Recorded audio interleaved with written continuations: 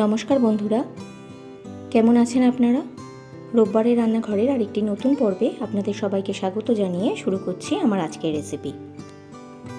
আজ আমি আপনাদের সাথে শেয়ার করছি দারুণ স্বাদের লাল শাক ভাজার একটি রেসিপি। যে কোনো শাক খাওয়াই খুব উপকারী, লাল শাক তার মধ্যে অন্যতম। অনুষ্ঠান বাড়ির স্টাইলে বাদাম পোস্ত দিয়ে লাল শাকের এই অসাধারণ সুস্বাদু রেসিপিটি খুব সহজেই আপনারা বাড়িতে বানিয়ে নিতে পারেন। তবে রেসিপিটা শুরু করার আগে একটাই অনুরোধ করব, আমার চ্যানেলটাকে সাবস্ক্রাইব করে আমার সঙ্গে থাকুন। তাহলে চলুন বন্ধুরা, আর দেরি না করে দেখে নিই এই লাল শাকের রেসিপিটা আমি কিভাবে বানিয়েছি। এখানে আমি 2 আঁটি লাল শাক নিয়েছি। শাকটার মধ্যে কোনো রকম খারাপ পাতা বা নোংরা আছে কিনা সেটা আগে থেকে বেছে নিচ্ছি। এবার শাকটা কুচিয়ে নিয়ে ভালো করে ধুয়ে জল ঝরিয়ে নেব। প্রথমেই গ্যাসটা অন করে কড়াইতে দিচ্ছি 2 টেবিল চামচ সর্ষের তেল। তেলটা গরম হলে দিয়ে দিচ্ছি টুকরো করে রাখা 2টো শুকনো লঙ্কা, আর দিচ্ছি 1/4 চামচ কালো জিরে। একই সঙ্গে দিচ্ছি কুচিয়ে রাখা 6-7 কোয়া রসুন। এবার নাড়াচাড়া করে রসুনটা লাল হওয়া পর্যন্ত ভেজে নেব। রসুনটা ভাজা হয়ে এলে দিয়ে দিচ্ছি ধুয়ে জল ঝরিয়ে রাখা কুচানো লাল শাকটা।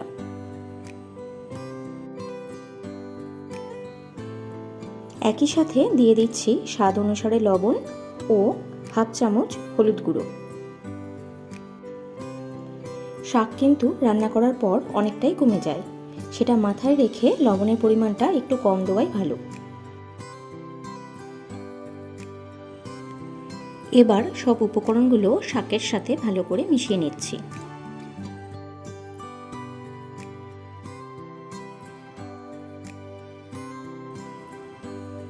লো টু মিডিয়াম ফ্লেমে 5 মিনিট এবার ঢাকা দিয়ে রান্না হতে দেব।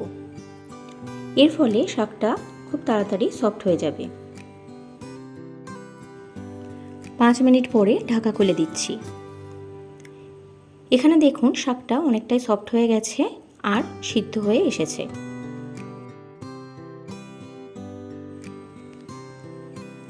আবারও একটু ভালো করে নাড়াচাড়া করে দিচ্ছি 1 চামচ চিনি।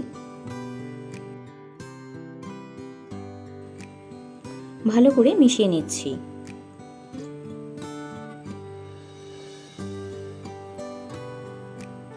আরও কিছুক্ষণ শাকটা নাড়াচাড়া করে শাকের জলটা একদম শুকিয়ে নিতে হবে।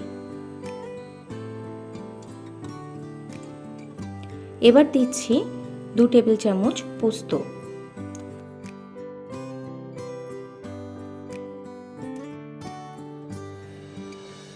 এবার পোস্তটা ভালো করে শাকের সাথে মিশিয়ে নিচ্ছি।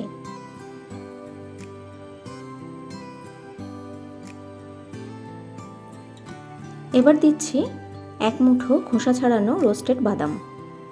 আপনারা চাইলে চীনা বাদামটা প্রথমে তেলে ভেজে নিতে পারেন, তবে আমি এখানে বাদামটা শুকনো কড়াইতে ভেজে নিয়েছি, তারপর খোসা ছাড়িয়ে আধখানা করে নিয়েছি। আবার সব কিছু ভালোভাবে মিশিয়ে নিচ্ছি। এখানে আমার লাল শাক ভাজা প্রায় হয়ে এসেছে। আপনারা একটু টেস্ট করে দেখে নেবেন নুন মিষ্টিটা ঠিকমতো হয়েছে কিনা। পোস্ত বাদাম দিয়ে লাল শাক করলে খেতে কিন্তু খুব ভালো লাগে।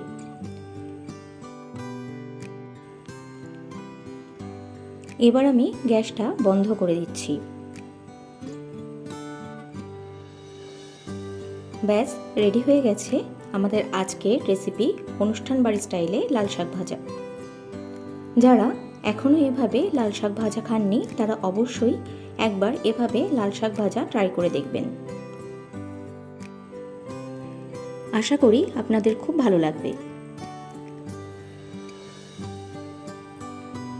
যদি রেসিপিটা ভালো লেগে থাকে তাহলে অবশ্যই করে লাইক করবেন, শেয়ার করবেন, আর যারা নতুন দেখছেন চ্যানেলটা তারা প্লিজ সাবস্ক্রাইব করে নেবেন।